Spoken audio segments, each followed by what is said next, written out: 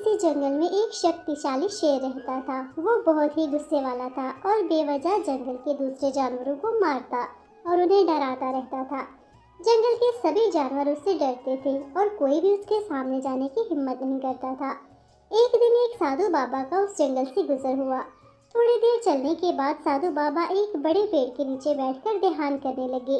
शेर ने साधु बाबा को देखा और सोचा, ये साधु बाबा इतना शांत होकर कैसे बैठा हुआ है। ये ना तो मुझसे डर रहा है और ना ही यहाँ से भाग रहा है। इसे तो मैं पास जाकर पूछता हूँ, क्या ये नहीं जानता कि मैं शेर हूँ और मैं कितना ताकतवर हूँ। ऐसा सोचते हुए शेर साधु बाबा के पास गया और बोला, साधु बाबा, क्या तुम्हें मेरी ताकत का डर नहीं है? मुझे लगता है शायद तुम जानते नहीं कि मैं कितना ताकतवर हूँ। साधु बाबा ने अपनी आंखें खोली और शांत मन से बोला, मैं जानता हूँ कि तुम बहुत शक्तिशाली हो, लेकिन मैं किसी को नुकसान नहीं पहुँचाता, इसलिए फिर मुझे भी किसी से कोई डर नहीं लगता। लेकिन तुम अपनी ताकत का गलत इस्तेमाल करती हो। याद रखो, अत्याचार और अहंकार करने वालों का अंत निकट होता है। हाँ हाँ, मैं सब जानता हूँ। तुम जैसे बाबा सिवाय बातें बनाने के और कर भी कह सकती हैं। मैं जंगल का राजा हूँ और मुझे किसी से समझने और सीखने की बिल्कुल भी जरूरत नहीं है। मैं जैसा हूँ वैसा ही ठीक हूँ। शेर की बात सुनकर साधु बाबा मुस्कुराते हुए बोले, अगर तुम अपनी शक्ति का गलत उपयोग करोगे तो एक दिन यही शक्ति तुम्हें छोड़ देगी। शेर ने साधु बाबा की बात को मजाक समझा और वहाँ से चला गया। कुछ दिनों बाद शेर ने महसूस किया कि उसकी ताकत धीरे धीरे कम हो रही थी। ना तो वो पहले की तरह तेज दौड़ पा रहा था और ना ही उसकी गुर्राहट में पहले जैसा दबदबा रहा था। शेर को अब शिकार करने में भी बहुत समस्या होने लगी। कुछ ही दिनों के अंदर जंगल के सभी जानवर शेर की कमजोरी को भांप गए और अब वो शेर से डरने के बजाय उसका मजाक उड़ाने लगे। शेर समझ गया कि ये सब साधु बाबा के शराब की वजह से हो रहा है। शेर लंगड़ाते हुए साधु बाबा के पास पहुंचा और बोला, साधु बाबा, मैंने अपनी अहंकार में आपको अपमानित किया। मैं अपनी गलती मानता हूँ। कृपया मुझे माफ करके मुझे मेरी ताकत वापस दिला दीजिए। तुमने अपनी गलती स्वीकार कर ली, इसलिए मैं तुम्हें आशीर्वाद देता हूँ। जाओ, अपनी गुफा में वापस लौट जाओ। पूर्णिमा की रात के बाद तुम्हारी शक्ति वापस लौट आएगी, लेकिन अब अपनी शक्ति को केवल अच्छे कार्यों के लिए प्रयोग करना। शेर ने साधु बाबा से वचन किया कि अब से वो जंगल के रक्षक के रूप में काम करेगा। फिर कुछ दिनों बाद शेर की शक्ति वापस आ गई, लेकिन अब वो पहले जैसा क्रोधित और अत्याचार करने वाला शेर नहीं था। अब वो जंगल के सभी जानवरों के साथ मिलजुल कर रहता और जंगल में शांति बनाए रखता था। इस तरह उस साधु बाबा के श्राप और आशीर्वाद ने अहंकारी शेर को एक सच्चा राजा बना दिया और जंगल में फिर से खुशहाली वापस आ गई। दोस्तों, इस कहानी से हमें ये सबक मिलता है कि हमें कभी भी अपनी ताकत का गलत इस्तेमाल नहीं करना चाहिए। रानू चिड़िया की बेटी गुड़िया जब से अंडे से निकली थी वो उड़ नहीं सकती थी क्योंकि उसका एक पंख कमजोर था। गुड़िया बेटी, मैं आपको उठाकर और नहीं उड़ सकती। मैं बहुत थक गई हूँ। आप यहीं बैठो, मैं अभी दाना तलाश करके वापस आ जाती हूँ। हाँ मम्मा, मैं जानती हूँ मैं आप पर बोझ हूँ। सब पक्षियों के बच्चे अपने मामा पापा की सहायता करते हैं, लेकिन मैं तो आपके लिए सिर्फ एक बोझ हूँ। नहीं गुड़िया, मेरी प्यारी बेटी, आप ऐसा क्यों सोचती हो? दूसरे आपके बारे में कुछ भी कहें, लेकिन आप मेरी बेटी हो। मुझे तो आप अपनी जान से भी ज्यादा प्यारी हो। ऐसा कहते हुए मम्मा चिड़िया जंगल से दाना ढूंढने चली जाती है। कबूतर दोस्त, वो देखो, रानू आंटी की अपाहिज बेटी अकेली बैठी हुई है। चलो हम दोनों चलकर उसको तंग करते हैं। उसे तंग करने का मुझे बहुत मजा आता है। दोनों शरारती पक्षी उड़ते हुए गुड़िया चिड़िया के पास चले जाते हैं। गौरी कभी का बेटा जग्गू कभी गुड़िया को आगे से चोंच मारता तो कभी कबूतर का बेटा गुड़िया को पीछे से चोंच मारता। वो दोनों मिलकर गुड़िया चिड़िया को बहुत तंग कर रहे थे।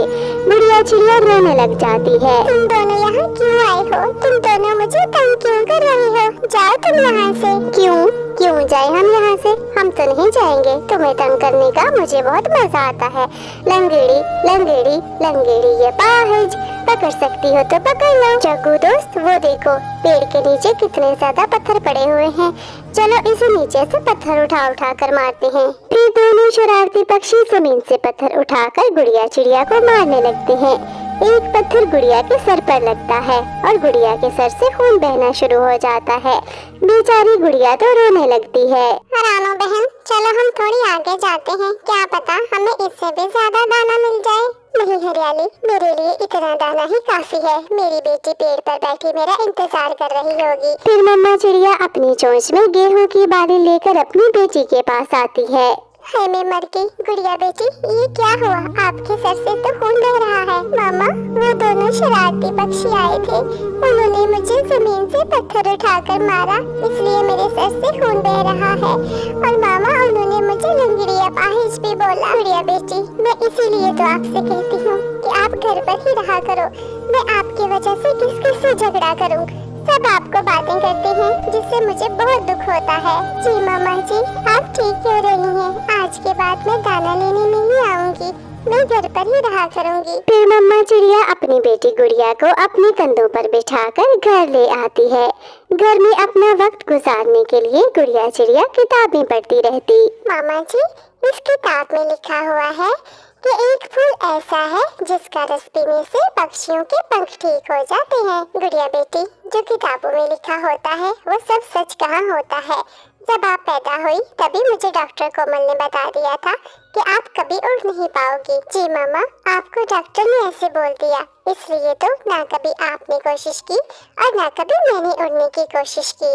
लेकिन इस किताब में साफ साफ लिखा है कि एक फूल ऐसा है जिसका रस पीने से पक्षियों के पंख बिल्कुल ठीक हो जाते हैं। गुड़िया बेटी, क्यों अपने दिल में ऐसी उम्मीद पाल रही हो जो कभी पूरी नहीं हो सकती? जो उम्मीदें पूरी नहीं होती वो बाद में बहुत तकलीफ देती हैं। मैं दाना लेने जा रही हूँ, आप अपना ख्याल रखना और घर से बाहर बिल्कुल मत निकलना। गुड़िया को समझाकर मम्मा चिड़िया जंगल से दाना लेने चली जाती है। मामा तो दाना लेने चली गई। आज मैं उड़ने की कोशिश करूँगी, मैं जरूर कोशिश करूँगी, क्योंकि कोशिश करने वालों की हमेशा जीत होती है। फिर गुड़िया अपने घर से बाहर निकलती है। वो उड़ने की कोशिश करती है लेकिन वो नहीं उड़ पाती। वो बार बार कोशिश करती लेकिन बार बार वो जमीन पर गिर जाती। बेचारी गुड़िया बहुत दुखी होती है और वो बैठकर रोने लगती है। तभी एक राह चलती मधुमक्खी वहाँ आ जाती है और वो गुड़िया चिड़िया से कहती है, चिड़िया दोस्त, क्या हुआ? आप ठीक तो हो? मैं देख रही थी आपने जितनी बार भी उड़ने की कोशिश की आप नीचे गिर गई। मैं ठीक नहीं हूँ, मेरे पंख कमजोर हैं, इसलिए मैं उड़ नहीं सकती, लेकिन मैं उड़ने की कोशिश कर रही थी। चिड़िया, आपके पंखों का कलर कितना सुंदर है, क्या आप मुझसे दोस्ती करोगी? मुझे अपाहिज से कौन दोस्ती करेगा भला? मैं दोस्ती करूँगी आपसे चिड़िया दोस्त। आप बताओ, क्या मैं आपकी कोई मदद कर सकती हूँ? मधु दोस्त, कल मैं किताब में पढ़ रही थी, जंगल में कोई ऐसा फूल है जिसका रस पीने से पक्षियों के पंख बिल्कुल ठीक हो जाते हैं। क्या आपको उस फूल के बारे में कोई जानकारी है और क्या आप मेरे लिए वो फूल लेकर आ सकती हो? दोस्त, आप रो मत, मुझे तो ऐसे किसी फूल के बारे में नहीं पता, लेकिन मेरी मम्मा को फूलों की बहुत जानकारी है। मैं जाकर अपनी मम्मा से पूछती हूँ, फिर ही मैं आपको बता सकूंगी। फिर मधु जल्दी से अपनी मामा के पास उस फूल के बारे में पूछने के लिए चली जाती है। मामा जी, क्या आपको किसी ऐसे फूल के बारे में पता है जिससे पक्षियों के पंख बिल्कुल ठीक हो जाते हैं? हाँ बेटी, वो नीला फूल सिर्फ झरने के पास ही उगता है और झरना काले जंगल से बहुत आगे है। वहाँ जाने में तो सारा दिन लग जाता है और वापस आते आते रात हो जाती है। मामा, मेरी दोस्त है गुड़िया चिड़िया, वो उड़ नहीं सकती, उसका पंख ठीक नहीं है, तो मैं अपनी दोस्त के लिए वो फूल लेने झरने पर जाऊंगी। मधु मेरी बेटी, लेकिन झरना तो यहाँ से बहुत दूर है, आप कैसे जाओगी? मामा जी, मैंने गुड़िया चिड़िया से दोस्ती की है, अब दोस्त के लिए इतना तो बनता है। आपको तो पता है मामा जी, दोस्ती तो दोस्तों के काम आते हैं। अपनी मामा से उस फूल के बारे में जानकारी लेने के बाद मधु उड़ती है। वो अपनी दोस्त के लिए झरने के पास फूल लेने के लिए चली जाती है। जब वो थक जाती तो वो रास्ते में फूलों के ऊपर आराम करने लगती। थोड़ा आराम करने के बाद मधु फिर से उड़ती। उड़ते उड़ते आखिरकार मधु झरने के पास पहुंच जाती है और उसे अपनी मामा का बताया हुआ वो नीला फूल मिल जाता है। मधु जल्दी से वो फूल तोड़कर वापस आने लगती है।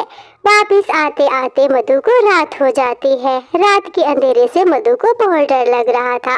मधु अपने आप को पेड़ के पत्तों में छुपा लेती है। लंबे इंतजार के बाद आखिरकार सुबह होती है।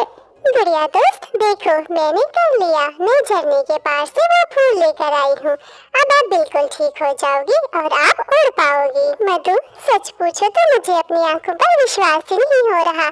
मेरी दोस्त मेरे लिए ये सब कुछ कर सकती है, मैं कितनी भाग्यशाली हूँ। गुड़िया मुझे तो ये सब कुछ करना ही था, आखिर हम दोनों अच्छी दोस्त हैं। फिर मधु गुड़िया चिड़िया को उस फूल का रस पिलाती है।